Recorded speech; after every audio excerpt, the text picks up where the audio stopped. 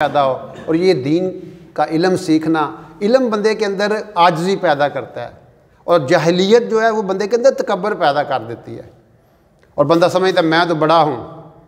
जैसे आज टेक्नोलॉजी वाले बड़ा उनको ज़ोहम है, लेकिन वो क्या टेक्नोलॉजी सदा रहेगी?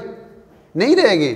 अब देख रहे हो ये जो फ़िरौन थे, फ़राईने मिस्र, ये बड़े बड़े वो उन्होंने बनाए हुए थे, वो अहराम मिस्र आपने सुना होगा। और ये आज से 7000 साल पहले 700 किलोमीटर दूर से उन्होंने 1 करोड़ पत्थर जमा किए, और एक पत्थर का वज़न 25 टन से लेके 28 टन तक था। एक टन में 1000 किलोग्राम होता है। आप अंदाज़ा लगाएं कि 25,000 किलोग्राम का एक एक पत्थर वो लेके आए।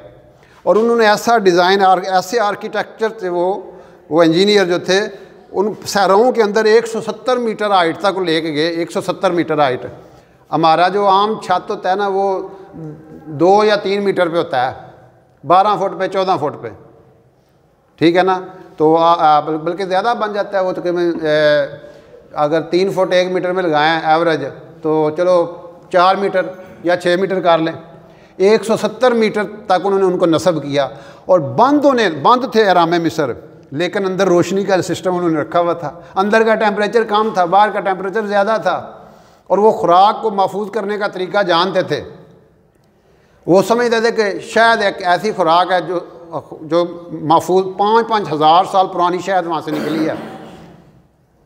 और ऐसा उन्होंने उनके एक अहराम में 35-35 लाख पत्थर लगे हुए थे।